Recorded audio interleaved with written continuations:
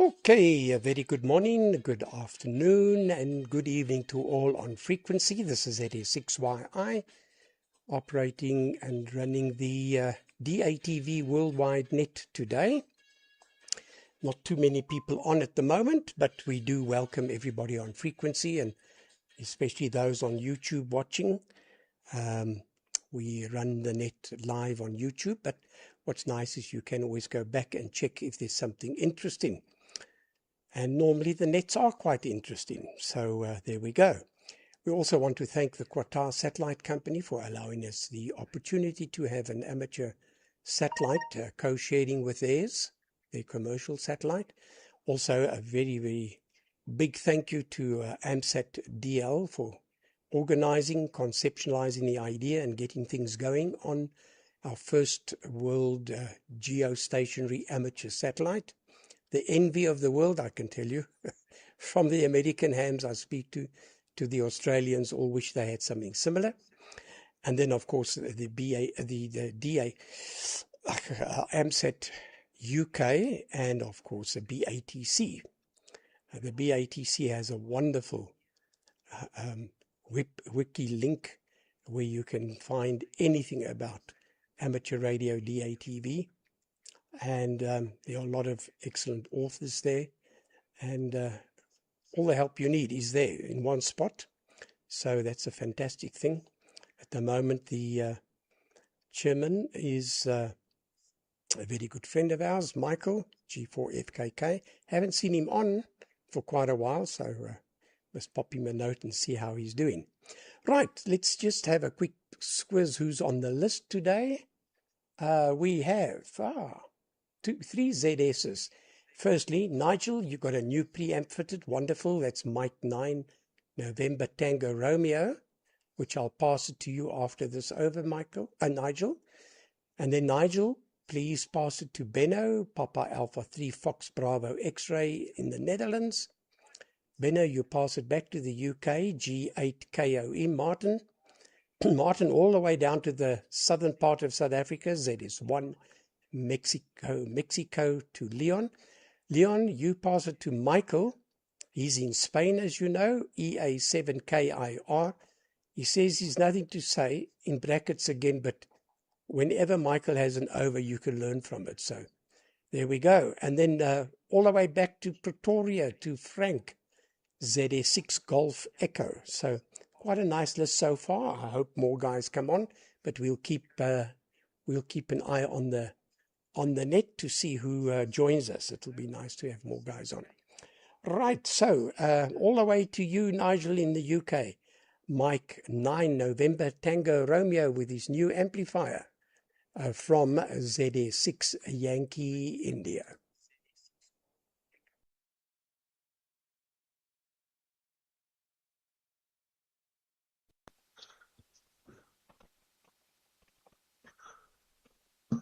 One, two, three, test. 1, 2, 3, test. Alright, switch your sound off. Good afternoon, good evening, or good morning to everybody. Finally got it sorted. M9NTR joining the net, and I'm pretty confident that we're going to be alright. We've got a new preamp on. We've turned the power down. We've turned the power down minus 19 dB, so we've got full 19 dBs to play with. So I'm confident that it's going to work, and it's working steady. My mate here has done it all for me. John and GNTSN, or something like GG4TSN, that's it. And Gary, yeah, we've put a cover, a curtain over the glide, over the... You're dropping a bit, Nigel. Just turn the power up. Oh, I've just got to drop in a bit, so let's just turn the power up. Just get it go a bit more. That's better. I've just turned it up to 25 dB, so that should give us a bit more. What's the temperature? 18 C's on the preamps. Are we okay? So I'm reasonably confident we've cracked it. Took a long year to do, or I've been at it 4 years, but we finally got there.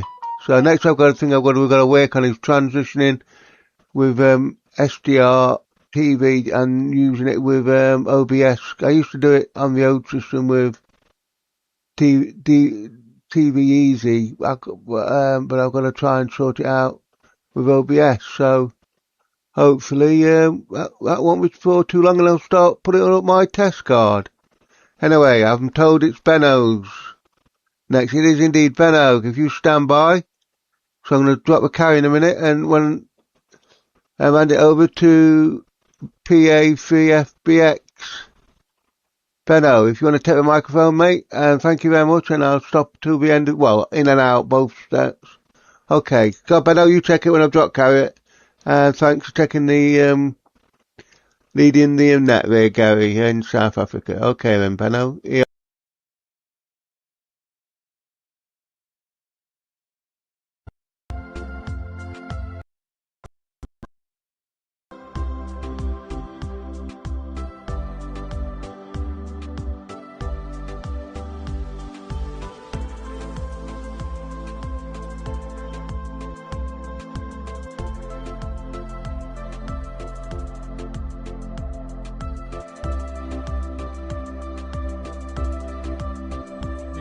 I'm also turning it a little bit up just to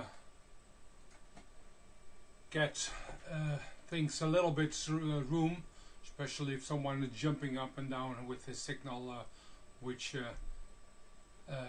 bumping all the signals up and down. Well, doesn't matter. I think my signal is clear enough. So hi guys, to the world, jealous world, Gary. Yeah, probably. I'm still hope someone in America finds a way to make something very similar across the ocean, so we can still use it and they can still use it. They probably put it on the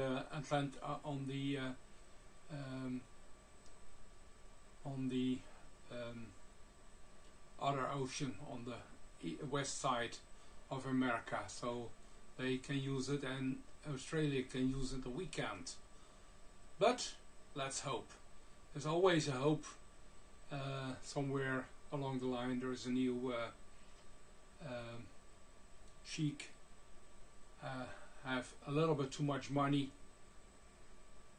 like Musk, Elon or something, and he finds it fun to facilitate this this option for us. Anyway,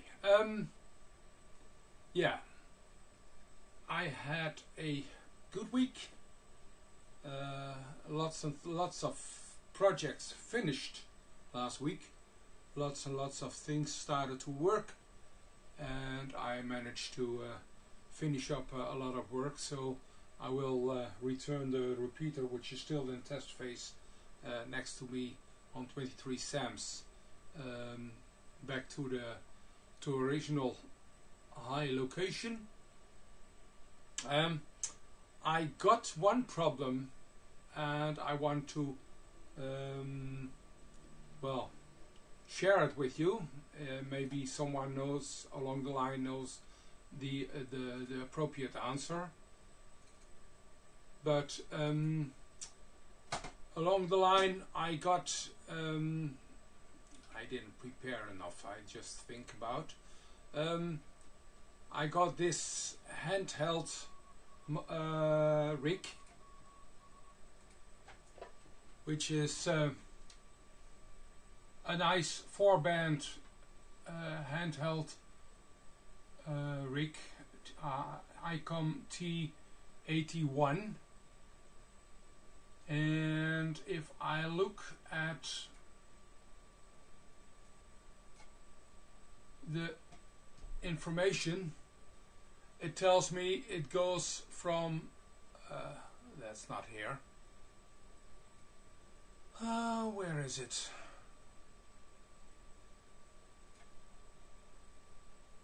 Yeah, there it is, specifications.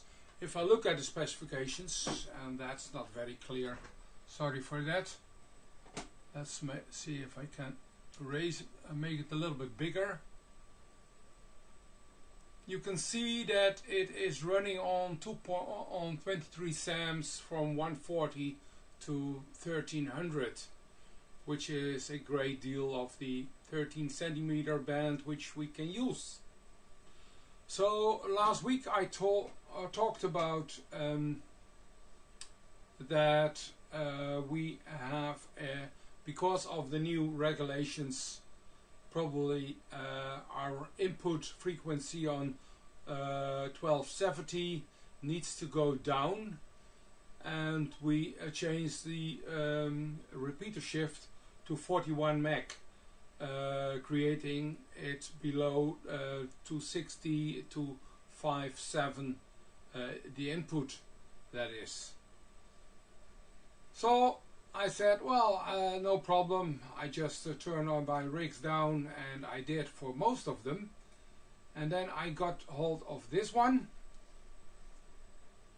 and you can see it's on 1260, and if I turn it down, 1260 40, 1260 20, 1260 round, and then I go back to 1300, and whatever I do, I can get it below 1260. And if I enter a 41 megahertz shift, it says no, you are not allowed to transmit on 1257, so it won't transmit. So obviously I already looked at the modifications, saw some diodes to remove that you can accelerate, no, not accelerate, make your transmission part wider. Well, that doesn't work because those diodes are not even in there, and it doesn't work. And as you can see, it's probably firmware related. And so the next question now is, does anyone have a good idea besides not using this for the local repeater, which is a shame because it's a very nice 4-band handheld. Okay, that's basically the issue I have today. Besides having marvelous good weather outside, blue sky, above 16 degrees Celsius, which is great for this time of year. In comparison, yesterday it was completely clouded and the temperature didn't raise above 10 degrees at all. It was very cold, very freezing cold wind. So yeah, that's how it works in the Netherlands. One day we have good weather and the next day it's bad again. If anyone knows a solution for that handheld, let's click that one away. I would like to see that somewhere along the line. Please get hold to me and inform me if you know. Hi Mario. I see Mario is also on the chat, probably looking one of those guys. Well, we should take him in our gathering via some SRT stream or something like that. I know he's doing that with the King of England. Okay, passing it on to the King of England, talking about the King of England. Martin, frequency is all yours. From Papa Alpha 3 Fox Bravo X-Ray. Somewhere I have a test card, and the frequency is all yours, Martin.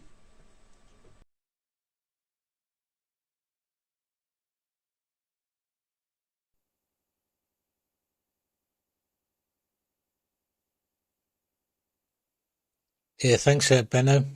Yeah, I can take Mario if he wants to connect. Mute the sound and going back into to me. I can't help you at all with the handheld.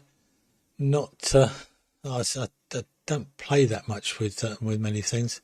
Sort of stuck on the SRT side of things. Yeah, haven't seen. Actually, I've seen Mario a little bit into the SRT repeater, but as one probably knows, been having problems, or everybody should know, I've been having problems with the internet, which is via BT and OpenReach. Still having problems. Had another engineer on Friday, which I'd seen before, and he was surprised that I was still getting the problem. And I showed him that the DSL link, it keeps going down, i.e. the signal coming in, as opposed to what I was told, that it was interference this end and I needed to get a special RAID engineer, etc. Anyway, we've got someone coming in on the repeater. No, I'm giving an eye on it. Not going to be totally geared up, or maybe I'm going to be geared up, don't know. Anyway, so he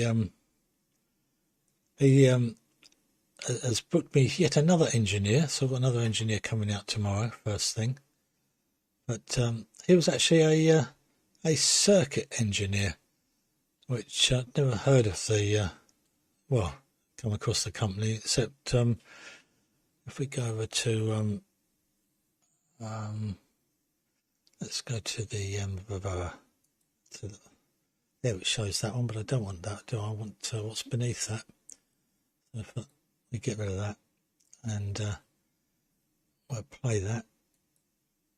As I was getting quite excited when I looked out on the camera and could see these guys up the mast opposite, which is the one that feeds the signal to me, which I was thinking they were looking into it.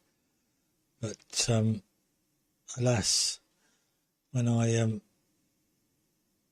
looked at what was on the back, they were circuit engineers, and I see they have a contract with OpenReach to actually do work on putting in full fibre. This is the pole. I do notice they've done various things they're in the process of doing, and I'm not sure which of the two boxes, but one of the boxes up there is supposed to be an 8-way split.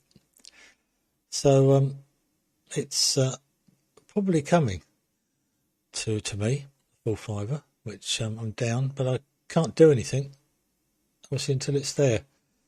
I'm still suffering with the errors. So I've made a mistake, haven't I? Sorry, I'm on the wrong camera.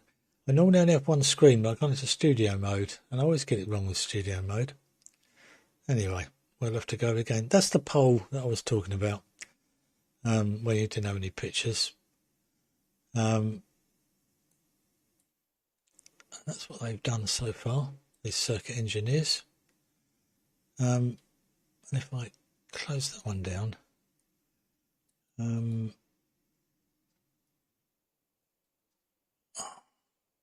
this is all going wrong, you know. I was quite happy earlier. No, I can't get that to work now. Anyway, there was a video of them opposite. That's because I'm probably already playing it. There it is. No, it's not. Right. I was all prepared and it was all going to work fine. And it doesn't. It just shows how confused you can get when you change from the way you use OBS to the way. And I did see there was somebody that was trying to get into the repeater, but so far has not. Which we go to that one and go over to screen one. That's over the top there. I'm monitoring the SRT repeater. Just makes it easier for me. Anyway, that's an absolute mess up of an over. That's how not to do it. I'll put it over to the expert now. See, Leon's there. I haven't spoken to him for a while, but I know he keeps it very simple, and I had it very simple. And I thought it was all good. But it just shows how I was probably monitoring the chat enough. Anyway, we'll put up a picture and put it over to you there, Leon, and perhaps get a bit more sense to the system from G8KOE going to an image.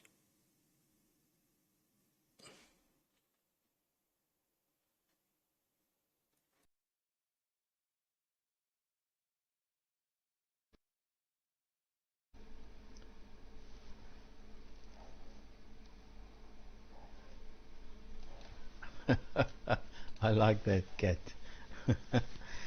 Okay, good morning, good afternoon, good evening to everybody online. Okay, I'm going to work from the back forwards. Yes, Martin, I'm surprised. Well, two things. Your internet business is just as messy as they have it here in South Africa. I don't know why they have to have those coils of fiber hanging on the poles and things. Gee whiz, it's ugly. We have the same here. But what I don't understand is you say they send an engineer out to come and fix it. Good heavens, can't they just send a wireman or at least a technician? Why an engineer? Good heavens. Engineers don't like dirtying their hands or climbing up poles. That doesn't happen. In any case, yeah. Okay. Yeah. Benno, yeah, nice handy you've got there, but oh no, that sounds like a firmware problem. If you say the limiting diodes are not even fitted, then I think that thing's too new for that anyway. It'll all be in firmware. The only way you're going to fix that is contact the factory. I think it's a bit too new for DK mods. It'll probably get there a little later, but yeah, that looks very new. Nice little thing. And Nigel, yes, welcome back, and a nice signal. You must just get some light on your face. You've got lots of light behind you and above you and so on, but nothing on you. So you look pretty dark there. But otherwise, very, very nice signal, good audio. And we also say hello to John there, who helped you out so nicely to get your preamp going. Yes, I'm back. I'm retired again for the so manyth time. And I thought I would only go back in June. But they're talking about April already. But I've given them an ultimatum. There's some stuff that I want, and I'm not moving from this house before that stuff is here. And it's not money. So yes, they're very sluggish, and I'm squeezing them a bit now. Okay, right, Michael, I didn't get your call, son, because the list had changed 3 times. Firstly, Gary said I'm number 3, and then he said no, I'm number 4. And when we finally got going, I'm number 5. So, Michael, you take it there in Spain from ZS1 Mike.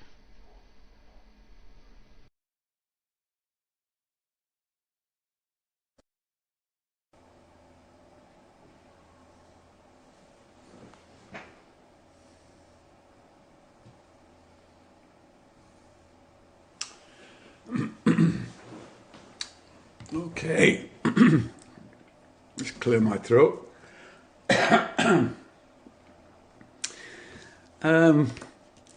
The way we take our rubbish away in Spain, maybe you do the same in wherever you live, but we collect it in the house and we put it in a plastic bag, and then you walk it to the basura. Basura is the Spanish word for rubbish bin, I think. And there are several. There's, one for this, one for that, one for the other, one for waste paper and so on. But most people just ignore it and just chuck it all in one, because that's what they do when they get it back to the place anyhow, and they just either landfill it or just burn it. They don't separate it. So it's a complete waste of time. But the point is, you see, talking about fibre hanging off a pole, which has absolutely nothing to do with rubbish bins, has it really? Except, not only was there a roll of fibre, there was a drum of fibre, you know, a big wooden drum, almost full of fibre, waiting to be taken to the tip by the men who come round and collect and empty the basuras into a big van. You know, it's an automatic thing. It lifts it up and dumps it in. What was that doing there? I mean, what would that be worth? A lot of money, I should think. It can't be somebody who just you ordered it off Amazon, you know. I don't think so. Not that size, anyhow. But there it was.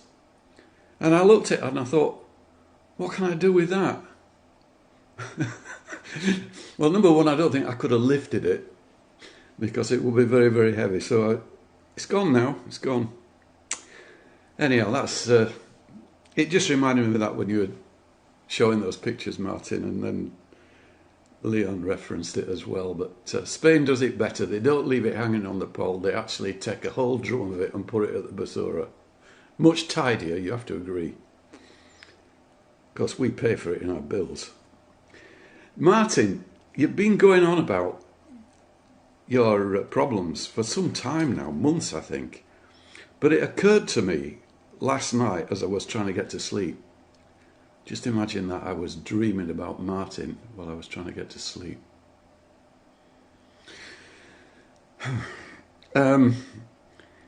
You're open to the internet. Your server, SRT server, is facing the internet. And I know you use one of these things that direct IP addresses to you. I can't remember what they're called, dig or something. It's possible, in my view, and maybe you've checked this, but the proof will be in your router logs, if it is a router that will actually record logs. Some do and some don't. Mine doesn't, but some do. Maybe you're getting what amounts to a denial of service attack, not necessarily by a hacker, but maybe by AI, one of these AI crawlers, because that's why websites slow down. And that's been noticeable quite often. It's a recurring event with the BATC forum, because these AI crawlers are trying to crawl all over the forum, and there's tons of information on there. It goes back centuries. Tons of information. And they come back and steal all the information. Of course, there's a lot of duff information on there as well. So they're stealing duff information so they can advise people on how to do bad things, which is what AI does actually. That's all it does. It's a complete waste of time, but that's another subject. So it might be possible that your internet connection is being saturated, and that's why it's so slow. Just a thought. I'm probably completely off track because you probably did mention what the problem was, but it just occurred to me. Yeah, so what have I been doing? Well, the usual. I'm still messing around with this repeater software that I'm writing, and I'm now trying to get the LibreSDR communicating with the software that I've written. The software is written in Go, but I'm using GStreamer for all the video processing. And as far as I've got with the software, it all works great. But can I get it to work with an SDR?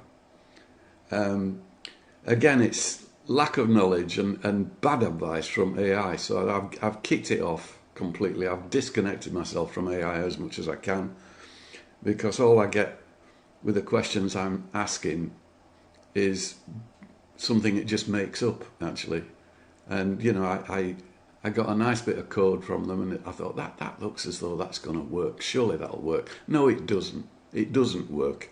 So then you can spend a week trying to find out why, and then eventually you have to give up and think, well, it's just rubbish, you know. But it doesn't look like rubbish. It looks like it really should. So one of the problems is I'm over ambitious because I'm trying to do everything in GStreamer.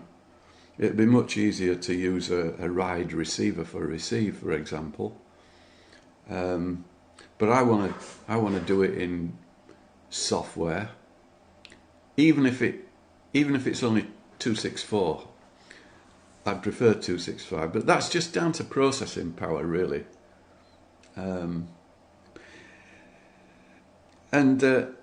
During testing, you can write command line instructions to GStreamer rather than in code.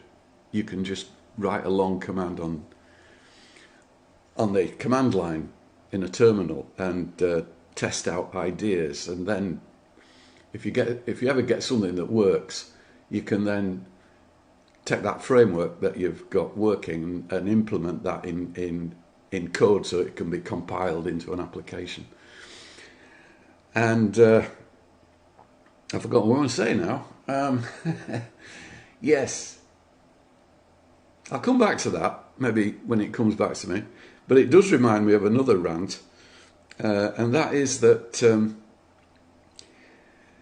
the whole hobby that we're doing is doomed to death and destruction through lack of availability of components and lack of new ideas from those that are left.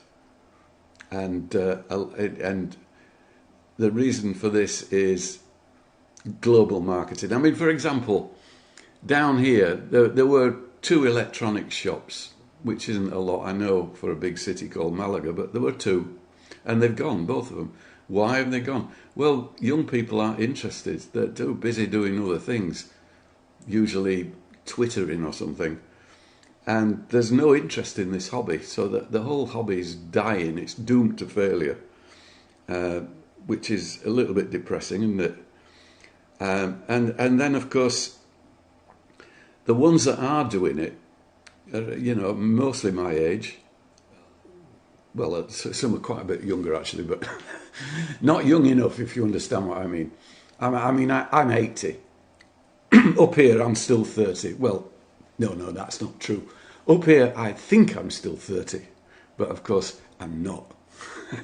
It's not working as fast as it used to do, so this slows the whole process down, not to mention the body, which is also slowing down. I digress again. I think I'm waffling now, actually, aren't I? I tell you what, I'll call it a day on this round, and I'll get my thoughts together, and I'll come back on the second round. I think that's a really good idea, and I'm sure you'll agree. So it's over to Frank, who is Z6GE. Yes, we'll go over to Frank, even though I've just remembered what I was going to say. But over to you, Frank, from...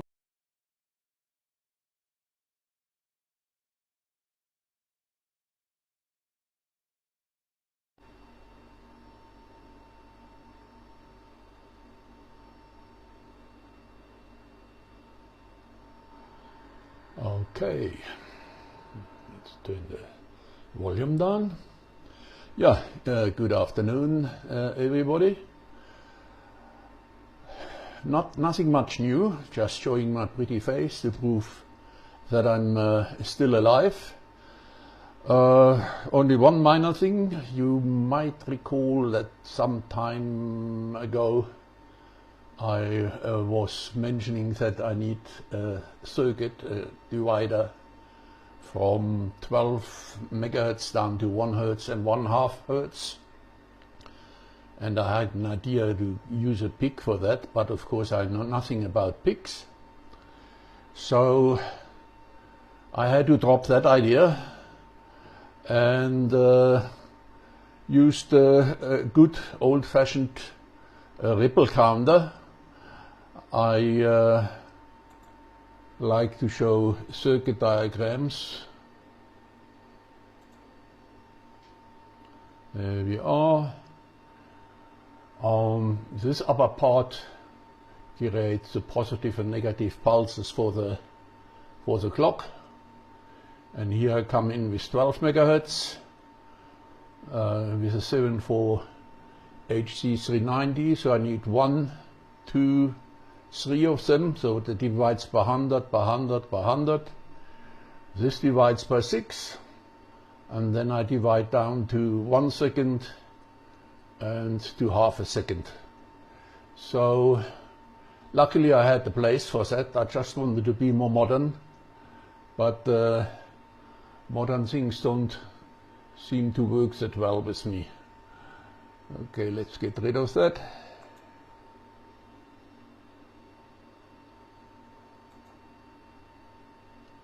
Right, there we are, my face again.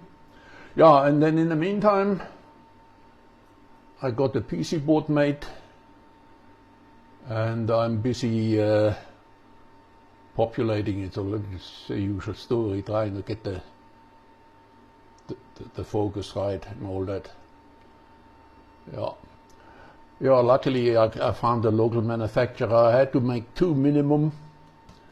I only need 1, but what can you do? So now I'm keeping myself busy getting that going. I'm missing still 3 ICs, but I can populate the rest of it.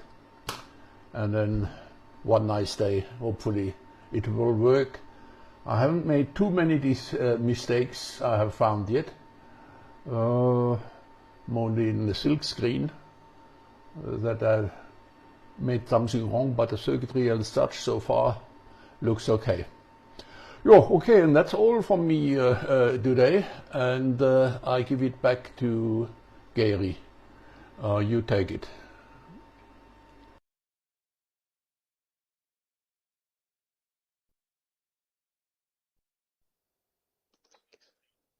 Okay, ZS6 Golf Echo, okay, ZS6YI. Yeah, I was going to come up with a card, test card, but I forgot to switch it on. So I'll put it on when I pass back to Nigel and John in Nigel's shack. Yeah, very nice, Nigel, nice strong signal, no problem. Thanks, John, for helping Nigel. Very kind of you. And I wonder if you guys get the same shirts. It looks very much like the similar shirts there. Just pulling your leg. Leon and I went to visit Leon some 2 years ago. So he says, oh, man, we can get deals on shirts. So I went with you and we bought a whole packet of shirts. So often we wear something very similar. So when I saw the 2 of you guys sitting there, although John's not nicely in frame, so you can turn the camera a wee bit, and I see you have attempted to put something on the back window there. Yeah. Anyway, Nigel, all good. Lovely signal.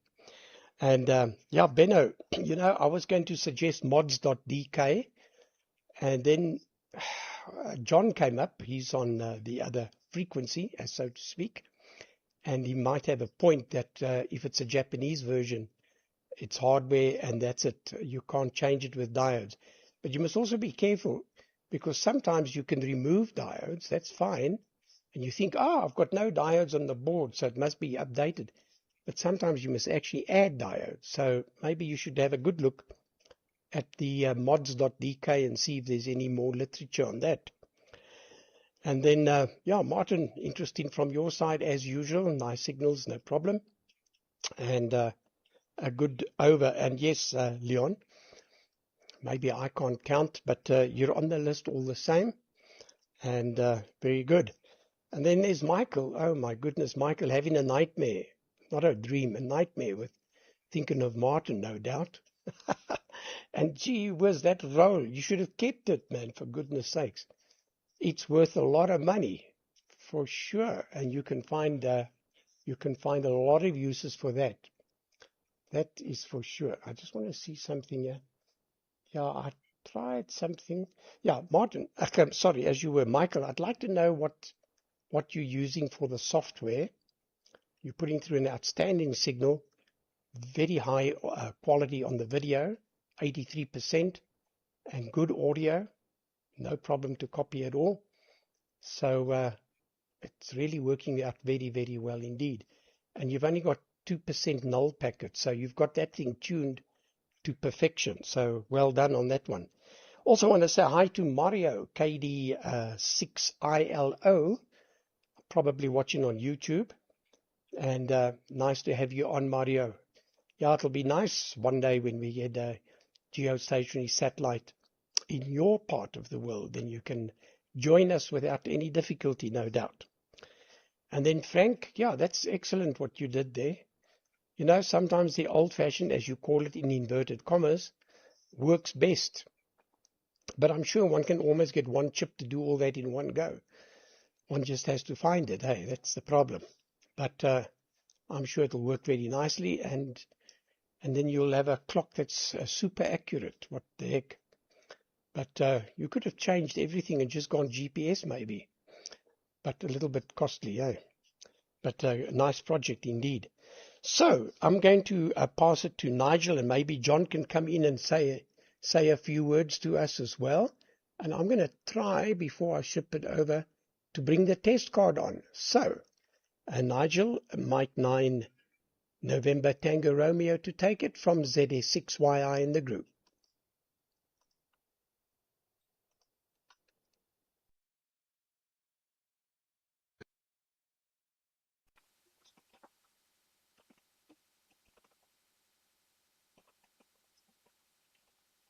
M9 NTR. M9 NTR. Yeah, okay, thanks Gary, ZS6YI, yeah, thanks. We've turned it up a little bit and got John in camera, so I'll hand it over to John to say a few words. G4TSN. Yeah, hello guys, good afternoon. This is the first time I've been on digital television, really, other than when we've done a quick transmission. Certainly the first time I've been on this net. I've been helping Nigel for a little while. We've changed the dish and got a bit better dish, and yeah, I think things are coming together now. We're getting used to this STR television program as well. Nigel's got to work out how to run it with the, I think is it OBS software, so he can get his call sign and test card and so on up. I think he's got them, but from the other system. What was the other system called? The Winter Hill and the... Well, Winter Hill Receiver and the DATV Easy was the transmit. So. Oh, DATV Easy, you can probably hear that from Nigel there. Anyway, very good afternoon to everyone. And yeah, it's most interesting. I have been watching this on YouTube stream from home. And I have started building a PA, big PA.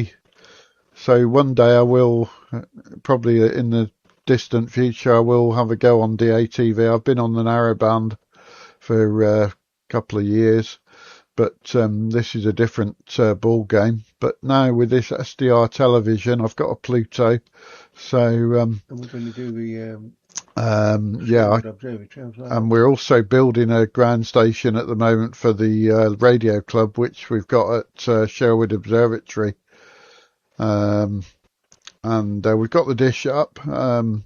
We just got to finish the build of the equipment. It's nearly done, but we need to make sure it's all right, testing it here first before we take it up there, really. And we've been having the weather against us, trying to put the dish up and so on. But we will get there in the next few months, and hopefully you'll see some pictures from around the observatory and so on. Right, I'm going to pass it back to Nigel to hand it on, and nice to speak to you all today.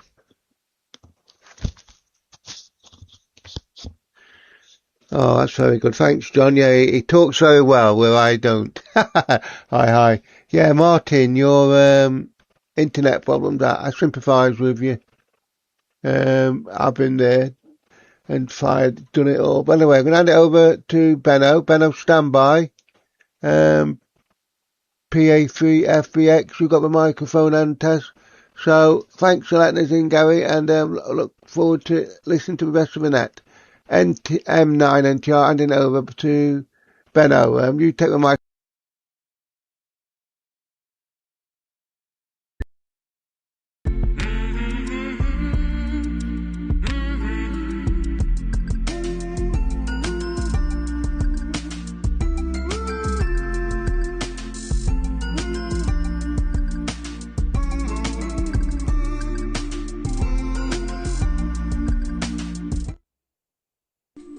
I forgot to switch on the virtual camera.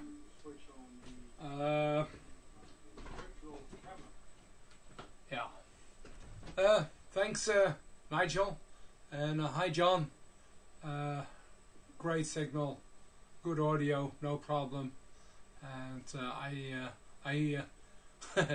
I'm afraid we have infected you with the virus of DATV.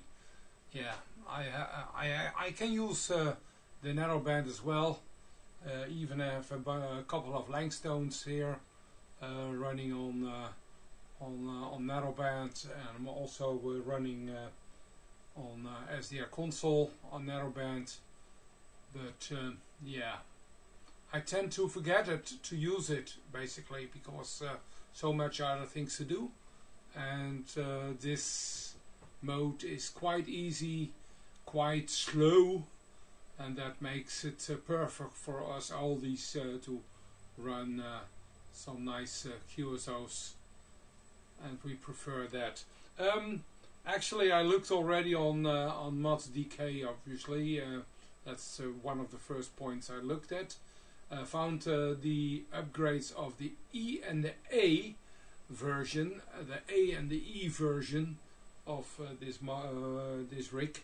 And I think, yeah, John on the chat was right.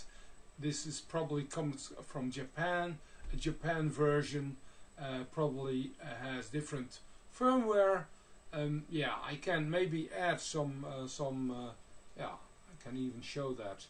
Let's wait one moment. Let's see if I can quickly show that here. How do I do that?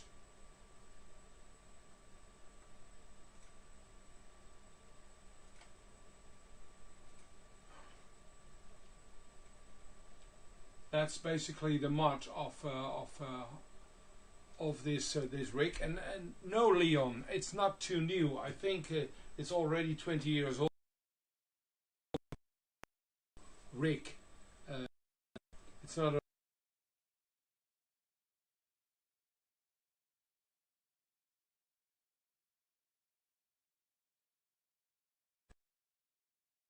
20 years old, if not older.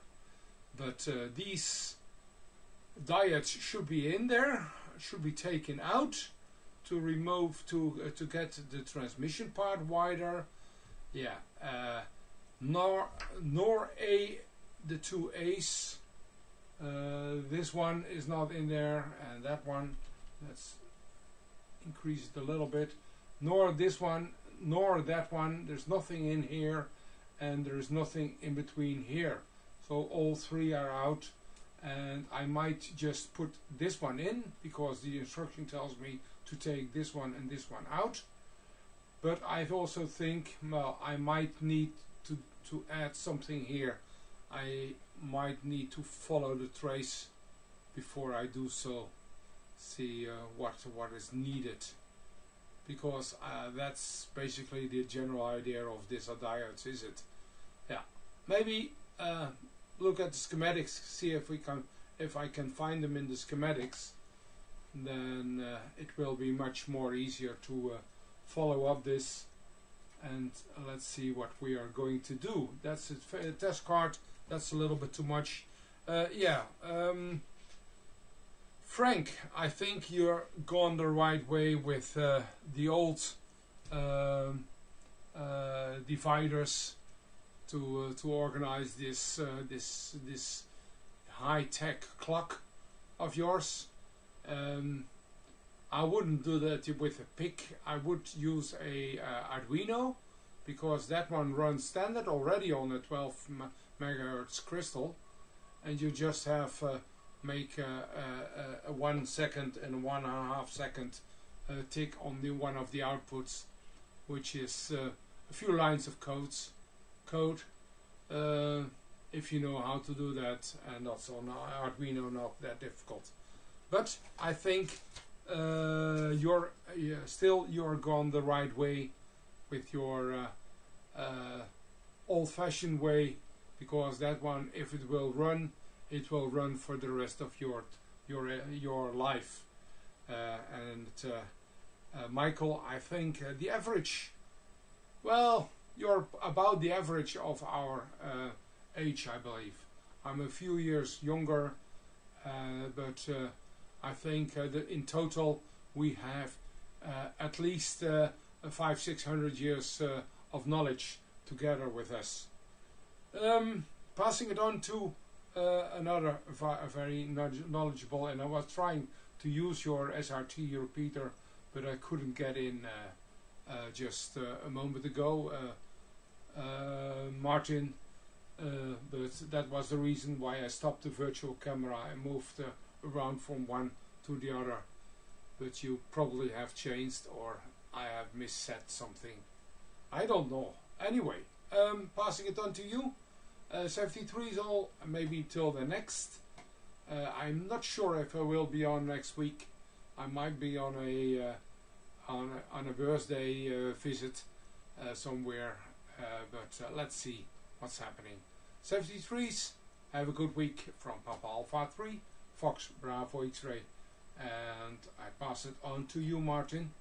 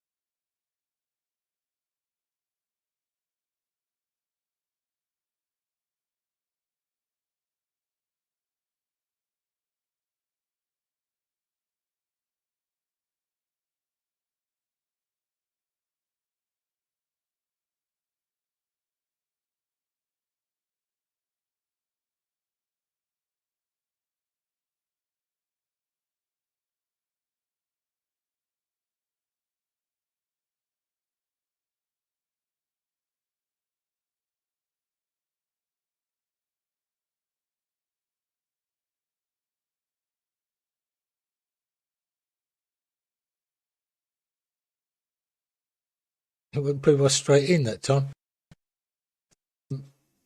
Yeah, all good. All gets confusing. Before I forget what I was doing, let's just go back to the camera for a minute. That just proves that it does actually work.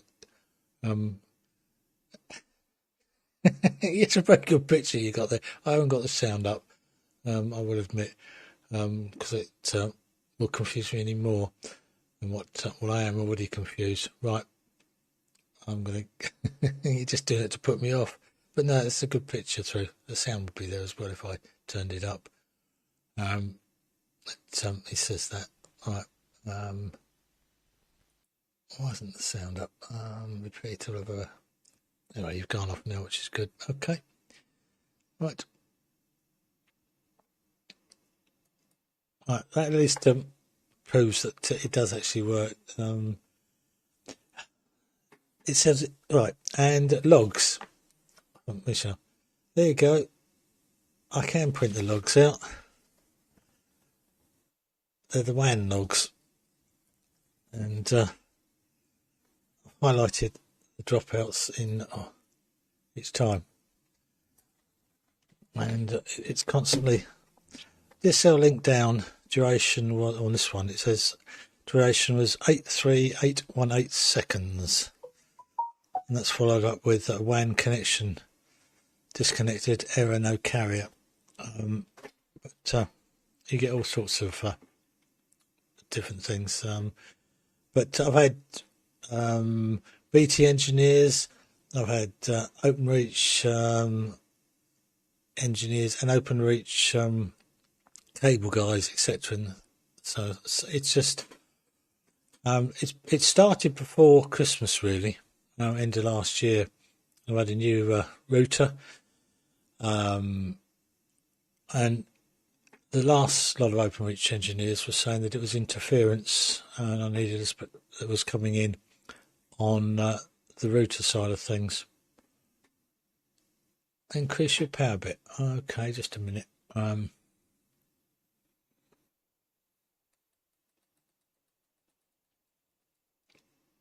How are we doing? It says monitoring.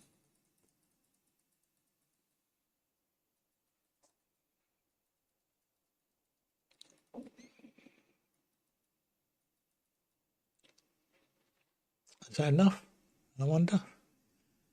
Gary Martin, please increase your power bit. Terribly hard. Ransom here.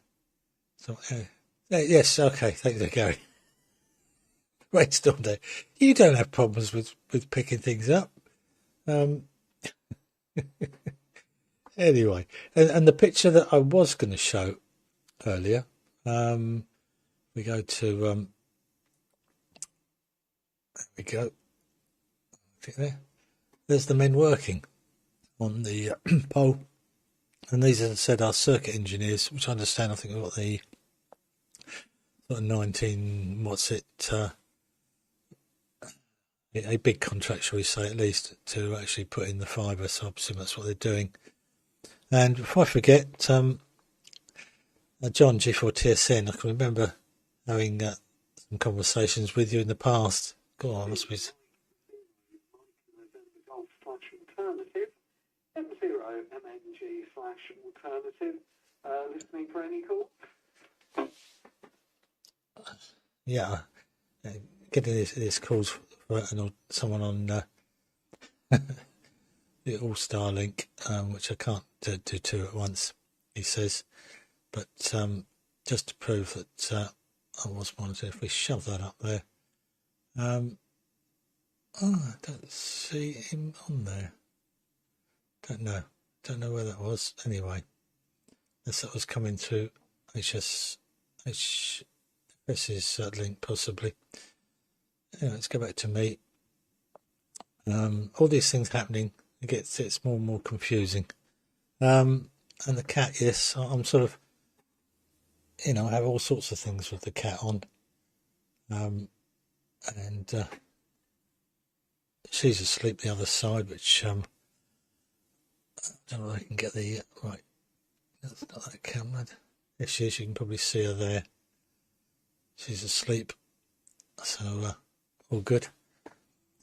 And Michelle, yes. If you're thinking about me late at night, that's sad. That is really sad. You ought to go and get some something done about that. It's a serious complaint. Yeah, I'm a youngster. I was only born in 1950, so not too bad at all. Yeah. So anyway, we've got an open reach engineer coming tomorrow who will tell me that stick his analyzer on and say there's nothing wrong. And then I can tell him, well, there's been these dropouts logged down. I think once the earliest one was logged down. So the logs was the 3rd of May. As far back as the logs are in the router. I hadn't logged that you could actually filter it out and just get the WAN side of things, and with a bit of help from Phil, he pointed out that that's what I need to look at. Right, that's a long waffle from me about absolutely nothing. I'm sure this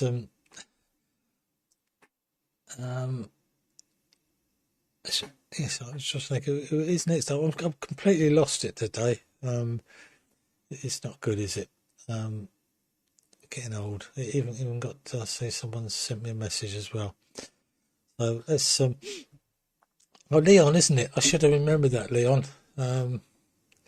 Yes, right. We'll put up the picture of the cat. He says sneezing. It's all yours. From KOE.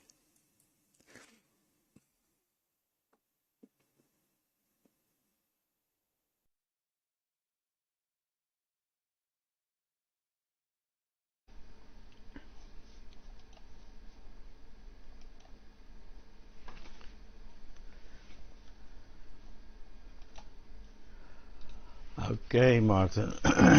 Yeah, nice kitty cat that. Same color as yours. Okay, right. Everybody received quite well today. We've had no gremlins or anything. like in the past. Everybody's transmitter is working, and oh, no, nice. Okay, John came through very nicely there on Martin's goodie, on Nigel's goodie. And yeah, Benno. Okay, so you say that thing is about 20 years old. My word. It looks pretty new to me. Okay. Yeah, you've got some scratching to do there. Yeah, Martin, your internet problem, I don't know what you're doing there, but the moment you say router, my hair stands up. Yeah. Okay, I play with this. This is a 25 dB fixed attenuator in WG16 waveguide on 10 gigahertz. And yeah, I'm busy with a whole project here for the Air Force to do some measurements for them. All sorts of things, even modified LNBs that I've taken some of the preamps out. This one is 35 dBs down compared to my standard reference one, and so on. Anyway, okay, that's enough from my side. Nice seeing everybody. And Frank, yeah, nicely done there. About 1 million years ago, I did something similar when we were still receiving the weather satellites. We used these old electrostatic paper fax machines that you used to get. What was it called? It's a German thing. I've still got some of them. You put in a piece of A4 of the special paper, and it wraps it around a drum, and it's got a stylus with voltage on it, and it modulates it. And anyway, there's some standard speed and whatever that they ran these things at. And then I converted one of them to receive, to plot the weather satellite. And there I also had to make a long divider, and I did it very much like you did there, Frank, with a whole lot of dividers and things to get to the right. I can't remember what the frequency had to be, something like 16 hertz or something. And I had a crystal oscillator in the beginning. Worked perfectly, but also a long chain of dividers there. Yes. Gee whiz, things have become much easier now with PICs and Arduinos. Yeah, even on a PIC that's like a just a few lines, and you've got what you want, and you can do it on a 12F509, which looks like a 555. It's a little 8-legged thing, and yeah, things have become much easier nowadays to do things like that. But also, you know, for the price of all those chips, you can nowadays buy a very tiny GPS module, which will at least give you a very accurate 1-second pulse out. I use them at work. They're 100 and something rand, so that's about, say, £6. Yeah, is it there? Yeah, 20. Yeah, about £6 or £7. You buy this. It's the whole thing is about 1 square inch. That includes the antenna. And you just give it 3 volts, 3.3 volts, and it gives you the NMEA data stream out with, you know, with the whole GPS package. And also there's a little LED that flashes 1 second, 1 second. Very accurate. Anyway, then you still have to get your half-second thing there. Okay, that's it from me.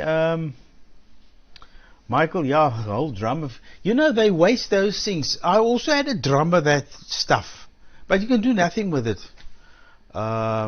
It's not really expensive either. Fibers, I mean, we use kilometers of it at work, and it's much cheaper than copper wire. But when they started digging up the streets and so on here to lay all these fiber things in certain parts of the town where they don't have it overhead on poles, they run it under the streets and things. They first put down pipes, plastic pipes. It also comes in big drums, and they put these pipes down and cover them up, and then they draw the fiber in through the pipes. Now it could be that that particular drum was for a different mode, because at work we were running multi-mode optical fiber, and that went out of fashion, and they had to pull out all the fibers and put in single mode fiber. I know nothing about fiber stuff, so don't tell me or ask me what's the difference between multi-mode and single mode, but yeah, they had to replace all the fibers and all the terminal equipment as well. So maybe that's old stock and it was the wrong mode or something, I don't know. But yes, they do waste a lot. If they reckon they need a kilometer run and there's 800 meters on that roll, they'll dump it. It's that cheap. So yeah. Anyway, I dumped the roll that I had. I also put it in the bin in the end, because what can I do with it? It had, I think, 4 or 5 little fibers inside this thing. They're very thin, and they're color coded: a red one, a yellow one, a green one, and I think a blue one. And was there a black one as well? I can't remember. It's too long ago. But anyway, okay, right. This is ZS1 Mike, then saying cheers to everybody. And at least I'm back for another couple of weeks by the looks of it, before I have to go to work again. And yeah, Michael, I give it to you. Repeater switch software. Oh yeah, that's what you're doing. I wouldn't know where to start doing that. Yeah, no. I did the repeater I did write some software for that. Yes, it had 2 UHF links and the VHF, and with DTMF you could select which ones you want to route where and so on. Yeah, I did write a bit of PIC software. That wasn't Arduino, that was PIC. But anyway, long time ago. Okay, cheers everybody from ZS1 Mike, giving it to EA7KIR.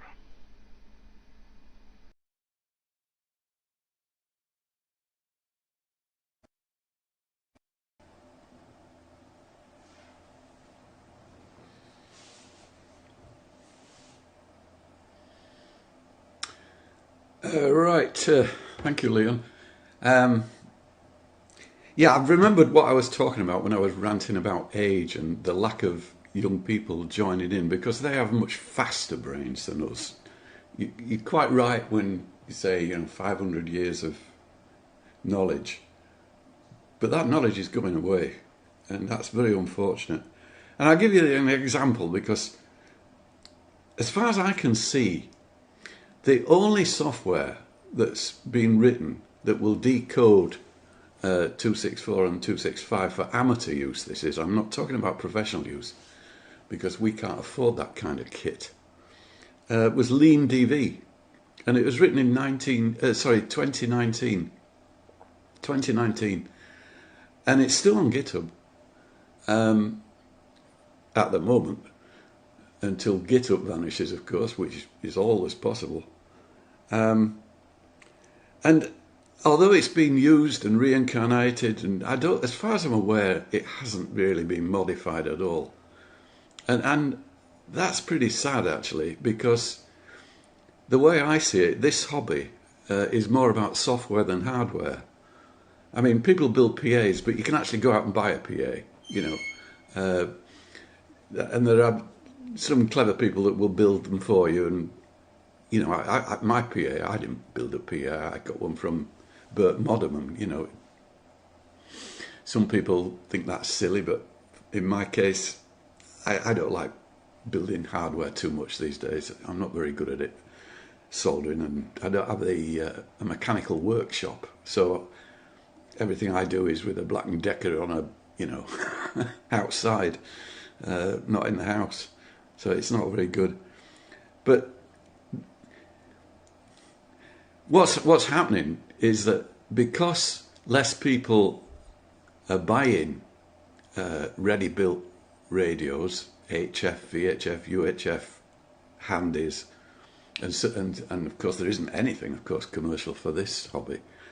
The manufacturers at some point, you know, your ICOMs and so on, they're going to stop manufacturing them because it's not cost efficient if they're not selling them. It's as simple as that. So that means if there is going to be a next generation, they will have to start building their own stuff, which is a good thing. The problem is, where do you get the components? I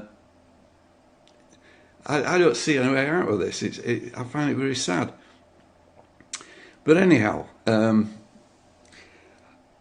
I've been testing various firmwares for these Pluto things, not Plutos, Libra SDRs, and there's one that's quite new, which is yet another reincarnation of other people's work. He's doing some clever stuff, without a doubt, but he's not writing it from the bottom up, and neither did Everest, for that matter. You know, he took somebody else's and added to it, and other people contributed. But of course, what he came up with in the end, most people are using, and we're still using it today. And he came up with that quite some time ago. But this guy that's moving it on a little bit more is called Manfred, DL1JM. And he's adding things to it. I don't know whether it's good or bad. I'm still playing with it. But he's increasing its efficiency by upping the speed at which you can do computing. He's upping the bit rate. He's already got it up to 2,000, and he says in the next iteration, he produces a new version just about every week actually, he's going up to 4,000 bits. Imagine that, you know, if people start using that on the satellite, there'll only be room for 4 people. No, there'll only be room for 3 people, because the fourth one is the beacon, and that's only doing 1,500. So you look at the width of the beacon, that's 4,000, and then put 3 that next to it, and you fill the entire spectrum. This is not good. So I hope people handle that responsibly and keep it for repeaters and not for this. Personally, I can't see why anybody puts out more than 333. I just don't get it. You know, we're doing 333 now. Sorry, I'm getting confused with sample rate and bit rate. I'm putting out 360 bit rate at the moment. So. And Gary says I've got a great picture. Well, okay. VLC. I put out a question on VLC because VLC confuses me. I don't use it much. There may be somebody here that uses it a lot more than I do. I'll just show you something on the screen in a second. But I'm trying to produce a UDP stream in GStreamer to carry either 264 or 265. It'll do both actually. You don't have to use RTMP. You can whatever. I get confused with all this terminology. But anyhow, I cannot get VLC to read my UDB streams. Now, to be honest, I don't know whether I'm sending multicast or unicast, because the documentation in GStreamer is almost 0. But whichever it is, I can't get it. I just found this today. I'll just put this up on the screen. This is the best. Let me just make that a bit bigger. Ding, ding, ding, ding. Yeah, perhaps you can see that now. And I don't know who wrote this. I've only just found it actually, so I haven't backtracked to see where it came from. I just did a search and this popped up. But this is describing what you do. And he's coming up with some terms that mean absolutely nothing to me. For example, what is this? ANT 4000E. I don't know. I've never heard of that. I don't know what it is. But I've tried things like this. He's saying RTSP there. Now this is really confusing to me. That's RTSP, isn't it? It's not UDP at all. Well, anyhow, that's not really any help at all, because both the Pluto and the Libra want UDP. They don't do RTSP. And that's another example, isn't it, of... I just come off that because it's a waste of time, isn't it? That's another example of people not doing things. Why hadn't somebody thought of doing RTSP to talk to the Pluto? Why not? Why not? Because that is actually better for video. Real-time serial protocol, I think it's called. Something like streaming protocol. Real-time streaming protocol. It's designed for that. So I don't know. I don't know. Anyhow. So that's a hurdle I'm trying to get over. I've got a satellite receiver on order, you know, a domestic one from AliExpress, which will come next week, and I can then be able to test transmit from the thing to that and see where I'm going. Gary, you showered me with compliments, unjustified, I think. Because most people say my pictures are soft, but you did wonder what kit I was using. So where are we? Number 2. I'll show you what we're using. There you go.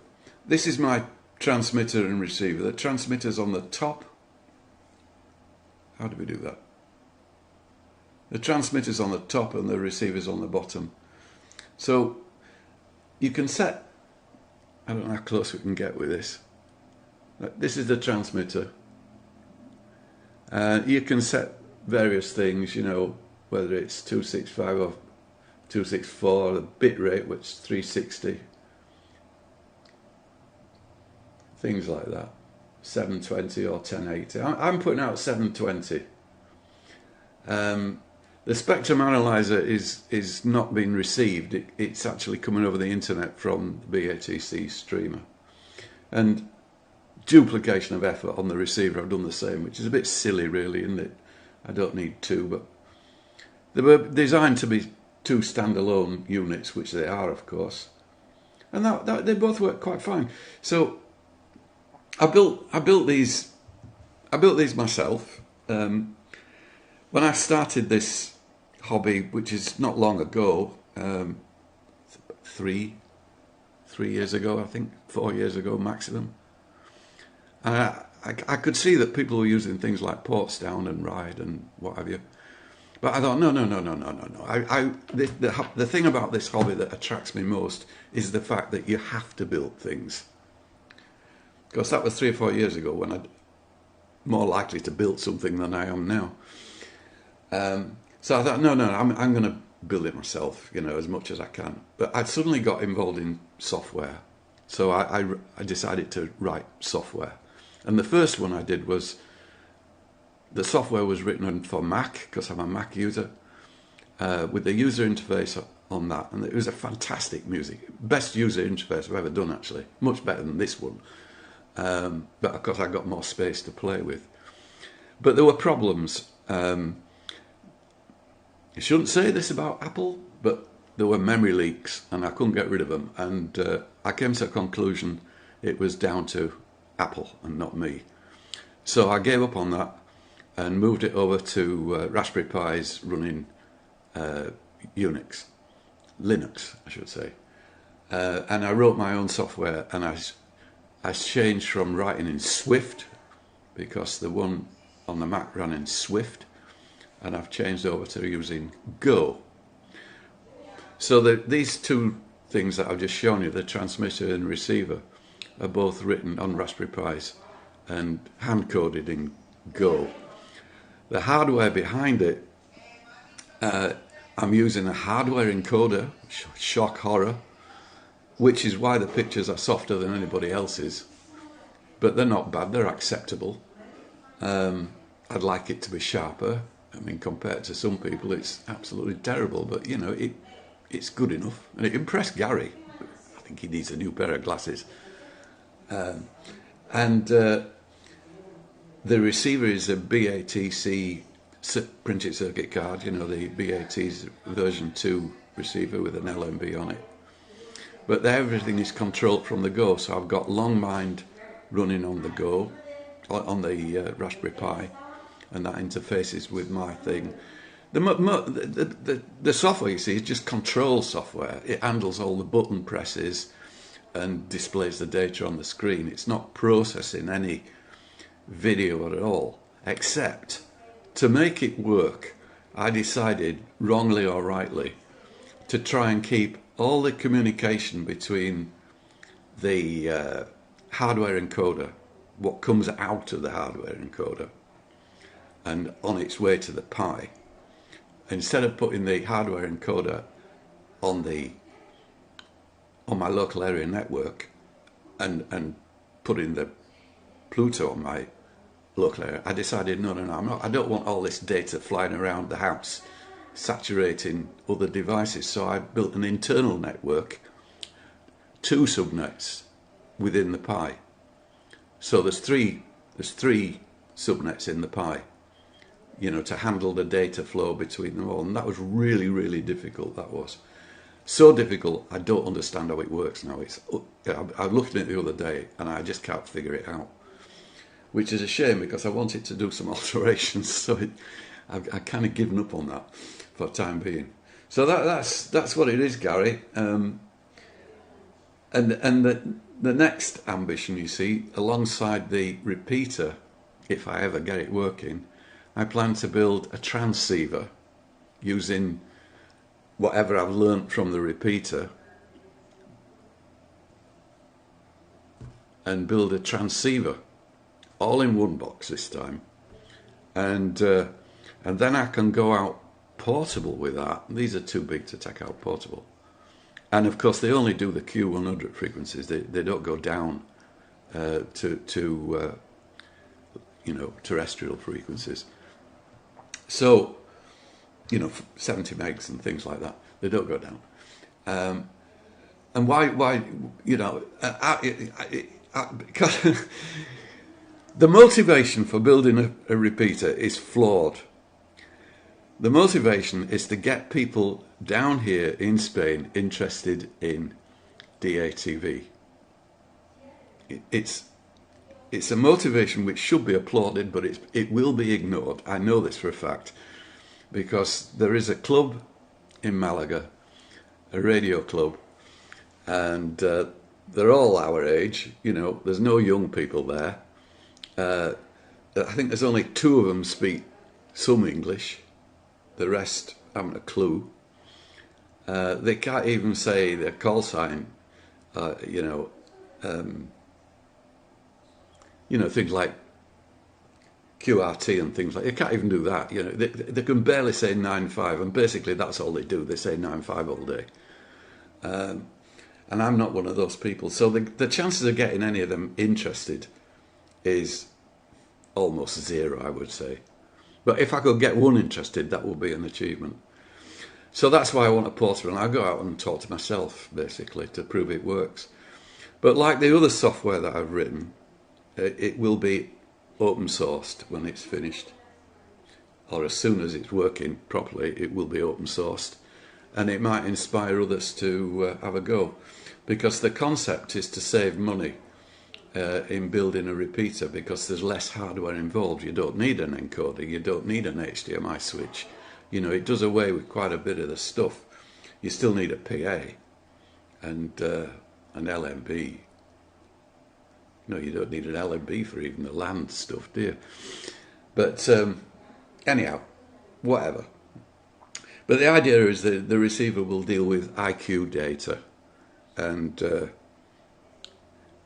ideally I'd like to send IQ data out of the transmitter and handle that in another way, so that it's totally flexible. That's where I'd like to get to, but this is way in the future. So it saddens me that more people aren't writing software, because there's so much could be done in software, and the people that do write it, some share it and some don't. And some of these people are extremely informed and capable. And in my view, they should share that knowledge.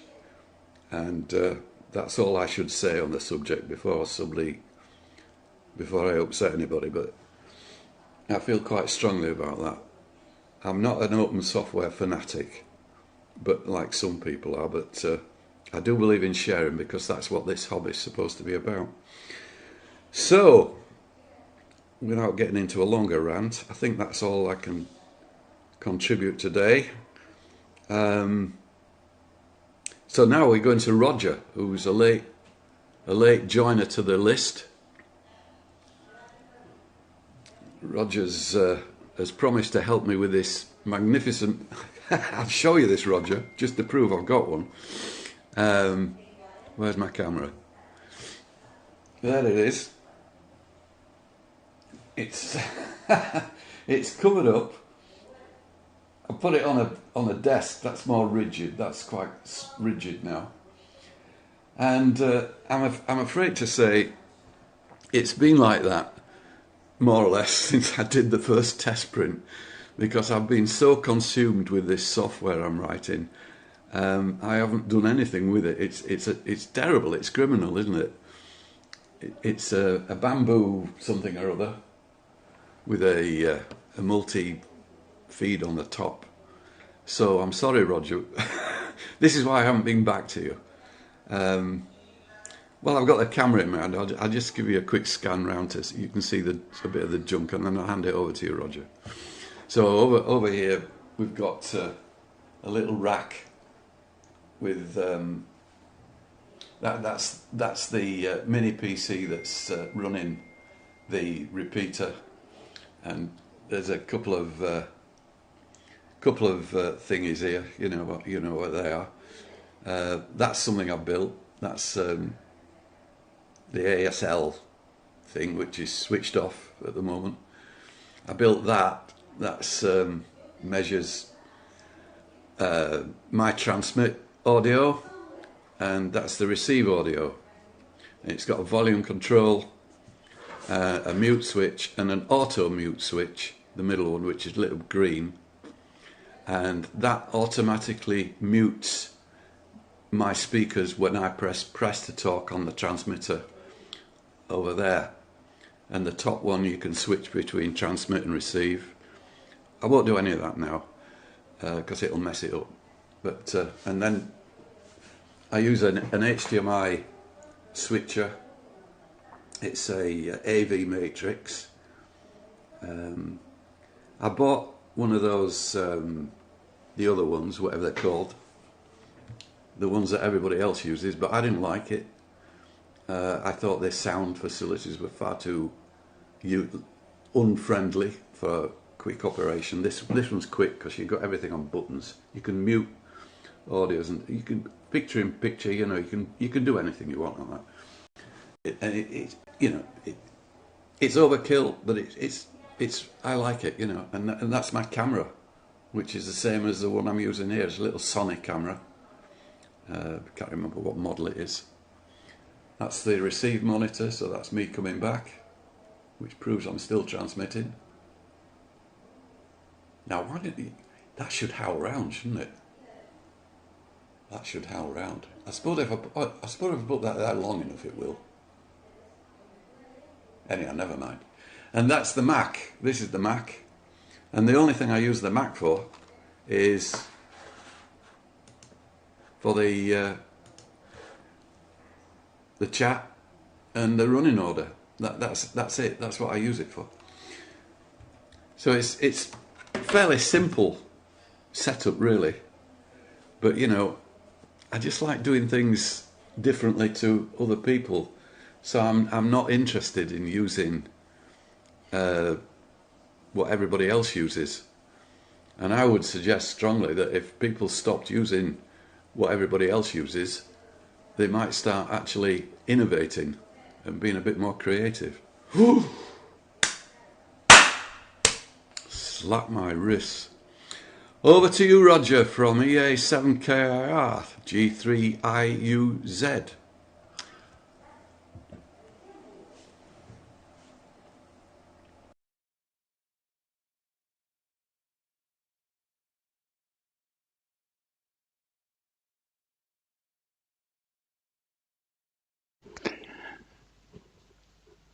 Okay, Michael. I'm just waiting to see if I get a picture of myself here. At the moment, I'm not seeing anything. So just be patient with me, because I'm relying on the stream to see whether I'm seeing myself.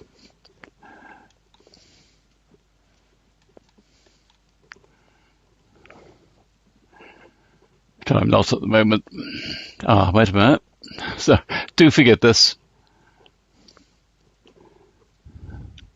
Well, I hope this audio on this, if someone could just indicate on the chat whether they're getting audio. It's I've got a very, very marginal signal. That's one of the reasons I've not been on for a long time. Backups. What did you do? Right. Well, I will be brief. Just say hello to everybody. Very nice to be back on. I hope you're copying this, but I'm not too sure. I'm seeing it seems to be very jerky on the streamer. As I say, my signal's very marginal. Because I've had to lower the dish. I've got new neighbours, so I'm being a little bit careful, shall I say? Yes, it's obviously there are problems. So I won't waste everybody's time. Just to say that last week I celebrated my 90th birthday, so that probably accounts for the problems. But I don't know whether that makes me the oldest on DATV, but there we are. Lovely to see you,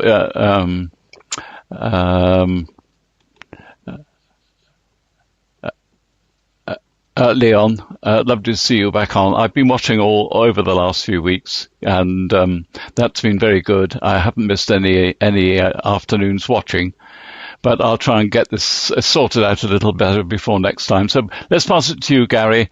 I take it Frank has gone. ZS6YI, G3IUZ. I'll just stick a picture up and hope.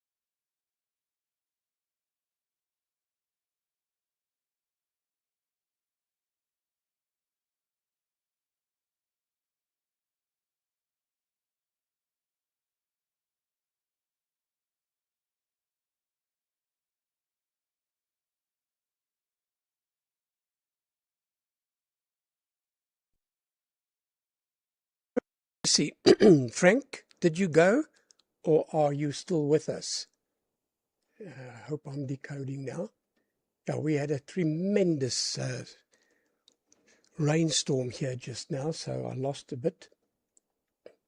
Anyway, let's just see. Frank, are you on ZA6YI? And then we'll close net in.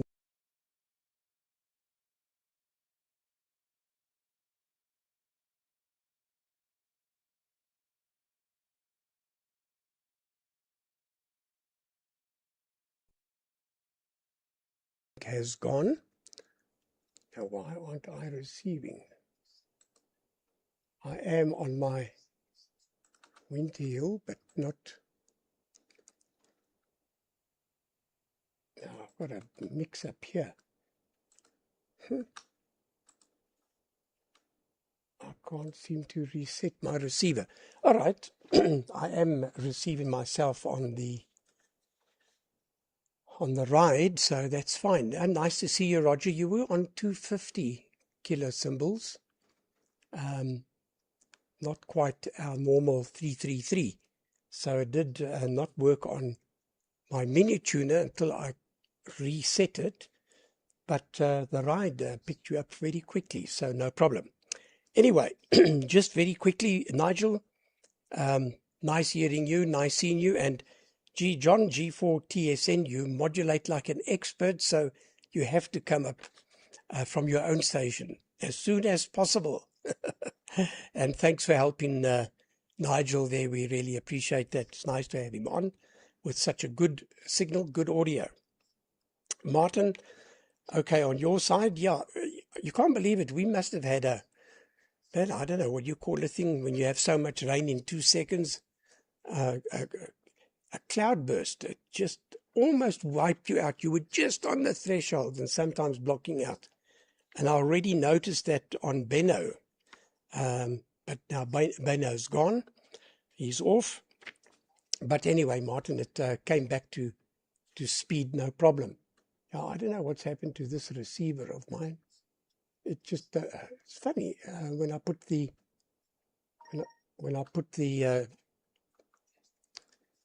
mouse on it, it's got a double arrow, so something's not so nice, but doesn't matter. Luckily, I've got the backup. But yeah, Martin, I don't often have that happening where I can't transmit via YouTube, but today was one of those where it just broke up, and I asked you to bump it up ever so slightly, and it worked. Cheers to you, Leon. We look forward to next weekend, and thanks for coming up and interesting on the chips that you mentioned there. I'm sure Frank would have found that very interesting. Michael, no, really, you have a very stable signal. It stays at 2% headroom, which is excellent. And null packets 2% doesn't move. You're sitting, your video is 414 kilobits per second, according to what I'm receiving, 83.5%. And it's rock steady, doesn't move and stop. Audio, 51 kilobits per second, 10.3 percentage points. So it's as good as you can get, I promise you. It's fantastic, stable. And your video quality is excellent. You could even read the thing on your shirt quite clearly. So no, I wouldn't touch anything. That's working like a dream. So well done, well done. And I don't need glasses.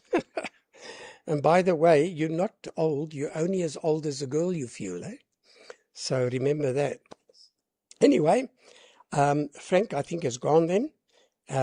John, G4TSN, thanks for coming up using or in Nigel's shack. And Roger, nice to see you on, although it was on a slightly narrower bandwidth. We copied you okay, so all good. And it came out on YouTube quite well, so no problem. Right, Peter, hi, DK3 Zulu Fox. He's now in Austria as OE6 Delta Zulu Fox. And thanks for giving us a message there on the net. Cheerio to Mario, KD6ILO. Hope to see you on the net sometime. So with that, I'm going to close the net. It's already getting, 6:39 local time. So I better go and see. My wife had an operation on her foot. And this morning, after 2 weeks, when they took this shoe off, she started to develop a bit of a fever. So I've given her antibiotics and whatever. And I just want to make sure that it's okay. So with that, I'm signing, closing the net, and bidding everyone on frequency a happy week. Look forward to next week. And I believe the clocks go forward in the UK anyway, as from next Saturday evening or Sunday. So hopefully we might get more people on. This is ZS6YI, thanking everyone for being on frequency. Until next time, 7-3.